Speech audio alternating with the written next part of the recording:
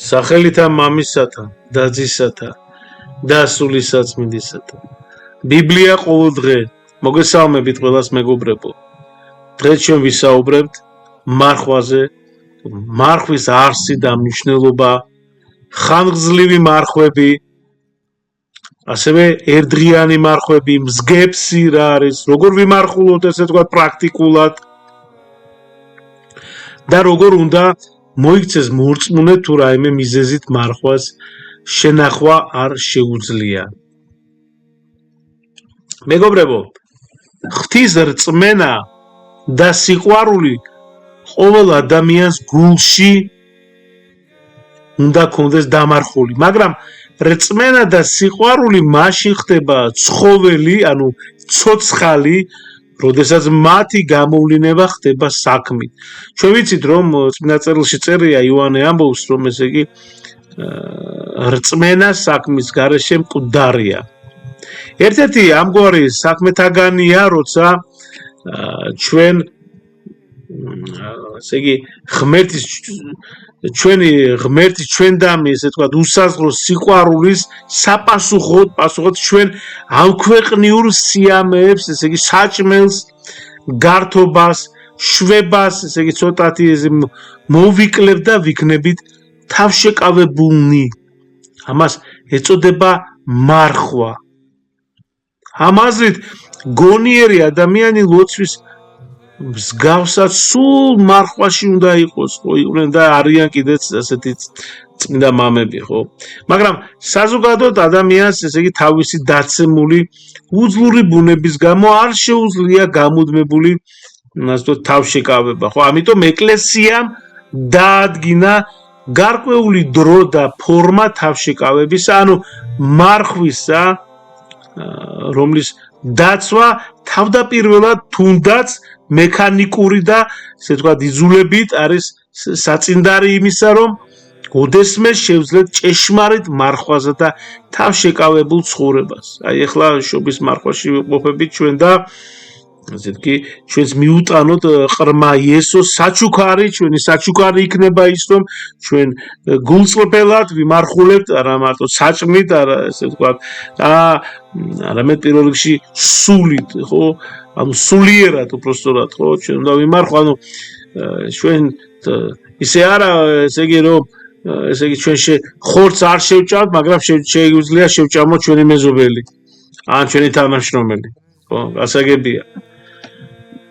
ხო, რას გულისხმობ?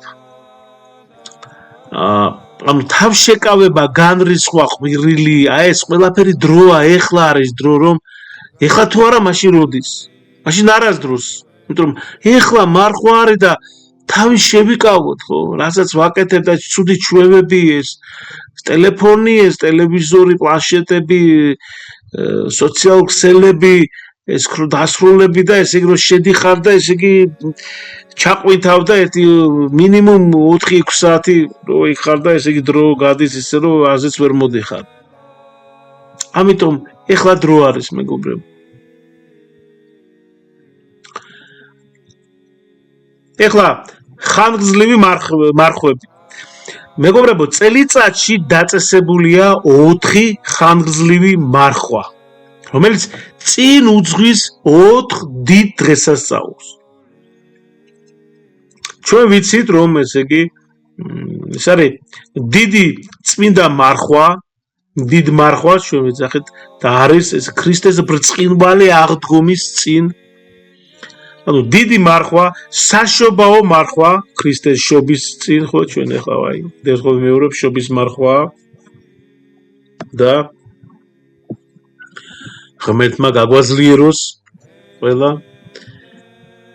მარიამობის მარხვა, ოლადწმინდა ღვთისმშობლის მიძინების წინ და პეტრე პავლობის მარხვა, ესე იგი მოციქულთა თავთა, ხო, წმინდა პეტრეს და წმინდა პავლეს დღესასწაულის წინ.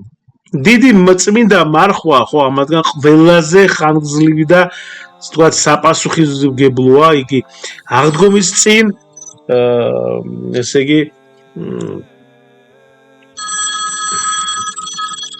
გაცავთ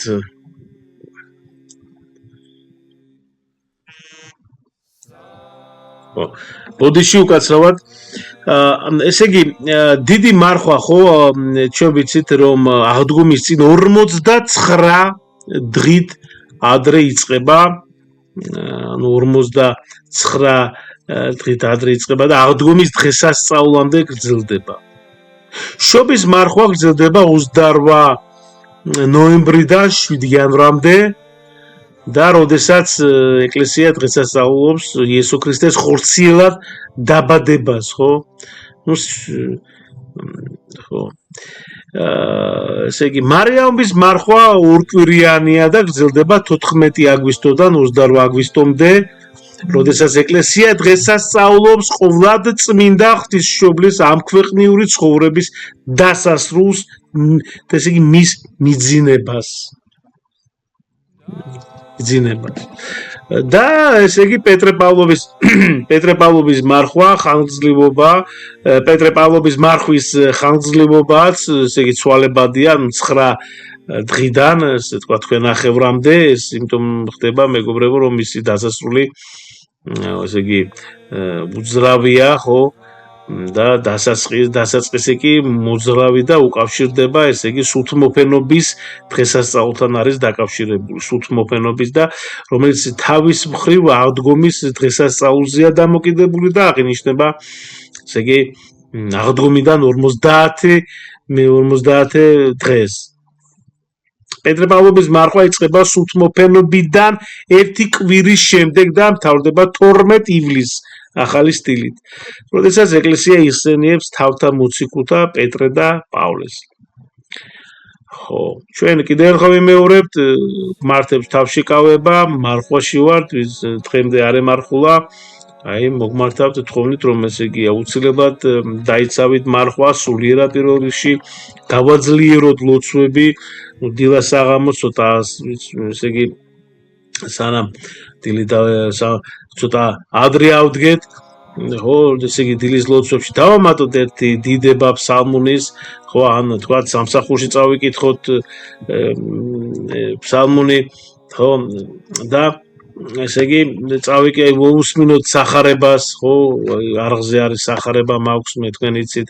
ნუ ესე იგი უკეთესი იქნება თუ წაიკითხავთ თქვენ თვითონ, მაგრამ შეგიძლიათ ასევე ვისაც არ გაქვთ თქვა საშუალება დრო, აი მოусმინოთ კურსასმენით, იცით თქვენ წმინდა მამების გამარტებით მაქვს ძველი აღთმაც არის წიგნი დაბადება და სრულად არის მათეს სახარება მამების გამარტებით და იოანეს სახარება და ეხლა პროცესში ვარ ლუკას სახარებას ვიცით.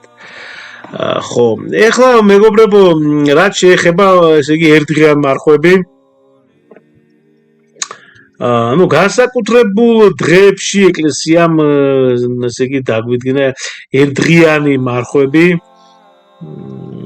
ყოველ კვირის ესე იგი ჩვენ ვიცით ყოველ კვირას 4 შაბათი და პარასკევი ვიცით 4 შაბათს ქრისტე გაყიდეს იუდამ გასამა გაყიდა 30 ვერცხლად და ესე იგი ამიტომ ვართულობ ჩვენ მარხვა ყოველთვის არის 4 შაბათს და პარასკევს იმიტომ რომ ჯვარს აცვეს ქრისტე და ესე იგი გარდამსგებსისა ხო რადგან 4 შაბათს კიდევ ერთხელ გავიმეორებ იუდამ გასა იესო ქრისტე და პარასკევს კი ქრისტე ჯვარს აცვეს ასევე ნათლის დღების წინ ხო ანუ 18 იანვარს ეს არის ახალი სტილით ხო 19-ში ნათლისღება და 18-ში არის მარხვა უცლად უნდა დავიცვათ მარხვა შემდეგ წმინდა ეს არის ერთდღიანი მარხვები ვიმეორებ წმინდა ნათლისმცემლის თავის კვეთის დღე ეს არის 11 სექტემბერი ყოველთვის ხო და ჯვართამაღლება 27 სექტემბერს ასევე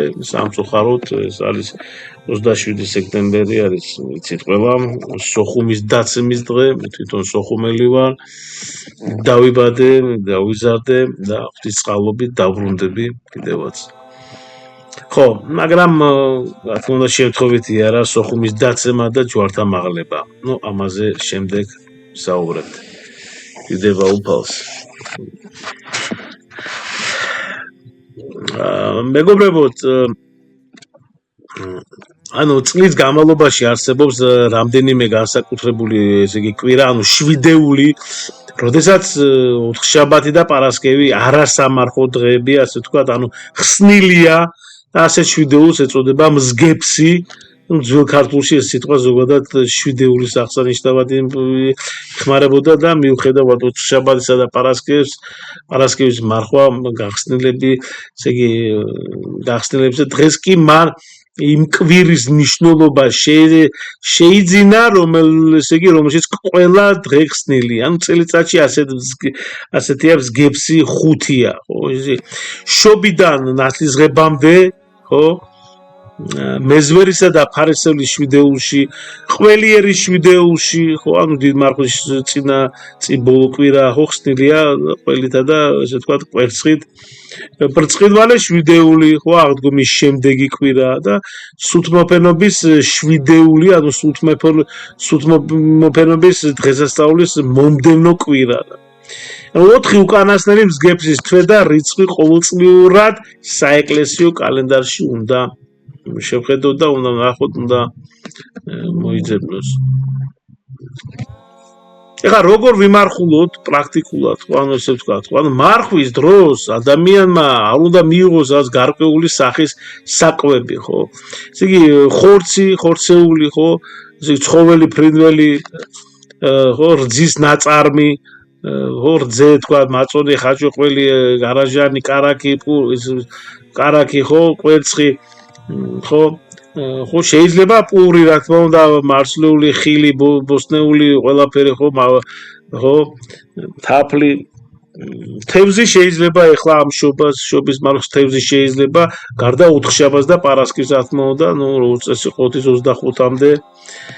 ასე იგი აქვე უნდა გითხრათ და ვთქვათ და აღინიშნოს მეგობრებო, რომ ტრადიციულად არსებობს მარხვის შენახვის საყოველთაო წესები, რომელიც საერთოა ყველა ვთქვათ ავტოკეფალური ეკლესიისთვის და ესე იგი ყველა ეპოქაში ასე ვთქვათ, მაგრამ არსებობს გარკვეული ესე ვთქვათ საზღვრები, რომლებშიც შეიძლება იცვლებოდეს მარხვის სიმკაცრე, ანუ გეოგრაფიული მდებარეობისა და თუ კონკრეტული თქვა ვითარების მიხედვით, ну ძირითადად ეს ეხება თევზის მიღებას მარხვისას და მძიმე მარხვის შენახვას. არსებობს აგრეთვე თქვა ეკლესიური ადგილობრივი ტრადიციები, მაგალითად ჩვენ აი ფერის ცვალებამდე თქვა ვერიდებით ყურძნის და ზოგიერთი თქვათ სხვა ხილის ჭამას და ასე შემდეგ და სხვა. რაც შეეხება თევზს, იგი საზოგადოდ სამარხო საჭმელად ითვლება, მაგრამ მისი მიღება არ მიღების საკითხი მარხვის სიმკაცრეზეა დამოკიდებული, ასევეა, ესე იგი ღვინოც, ხო, მიუხედავად მისი სცენარეული წარმოშობისა, იგი სახსნილო, ასე ვთქვათ, პროდუქტად ითვლება და თუ ხსნილში თრობა არ შეიძლება, ასე ვთქვათ, მარხვაში მისი მიღება მხოლოდ მცირე რაოდენობითაა დასაშვები და ისიც შაბათ კვირას შეიძლება. საერთოდ კი ყოველ ასე ვთქვათ, კონკრეტულ დროსა და ადგილას მარხვის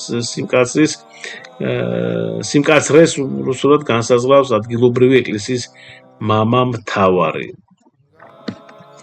ხანდახან ხდება, რომ ადამიანს ესე ვთქვათ მარხვის შენახვა უჭირს, ან ძალიან დასუსტებულია, ან ვთქვათ ხანშეხნიერია, ან ავადა, ხო, ან და ექიმმა სპეციალური დიეტა თქვა დაეუნიშნა. ასეთ შემთხვევაში არასამარხო პროდუქტის მიღება მარხვის დარღვევად არ ჩაითვლება. კიდევ ერთხელ ვამბობ, იმიტომ რომ ბევრი მწერს და ესე იგი აქვე ვამბობ ამას, თუ მოწმუნე აიღებს თქვა ლოცვა კურთხევას, რომელსაც იძლევა ან თქვა ეპისკოპოსი, ან მღვდელი, ლოცვა კურთხევის ძალით მოწმუნემ შეიძლება მიიღოს რძის ნაწარმი და ხორციც კი, თუ ეს აუცილებელია. მარხვის შენახვა არაა სავალდებულო, აგრეთვე ესე ვთქვათ ბავშვებისთვის 12 წლის ასაკამდე. თუ მშობლებს მაინც უნდათ ბავშვი თავიდანვე შეაჩვიონ, ასე ვთქვათ, მარხვას, ურჩევთ, ესე იგი ასე განსაჯო ხო ბავშვისთვის ყოველდღიურად ხორცის მიღება არათუ სავალდებულო არ არის, არამედ მავნებელიცაა. ამიტომ მისი რეჟიმი, ასე ვთქვათ, ისე უნდა განსაზღვროთ, რომ ესე იგი ხორცისაგან განტვირთვის დღეები უნდა იყოს ოთხშაბათი და პარასკევი. ესე ზოგადად თუ მივაჩვევთ, კარგი იქნება, ესე ვთქვათ, მივაჩვევთ სიტყვა, მაგრამ გასაგებია, ხო, კარგი იქნება ძალიან მისთვის, თქვენთვისაც და ყველასთვის, რომ დავისვათ მარხვა, თავი შევიკავოთ ოთხშაბათს და პარასკევს და პირველ რიგში გავაძლიეროთ, მეგობრებო, ჩვენ ლოცვა, კიდევ ერთხელ ვამბობ, მარხვა არის შობის, დავიწყოთ ჩვენი რაღაც ესე იგი წყენა, ვანუგეშოთ ერთმანეთი, ესე იგი ბოდიში ვუხადოთ, ვაპატიოთ, გულწრფელად, უფრო მეტად ვეზიაროთ, ხშირად ჩავაბაროთ აღსარება, არ დავიზაროთ წასვლა ლოცვა წირვალოცვაზე და ესე იგი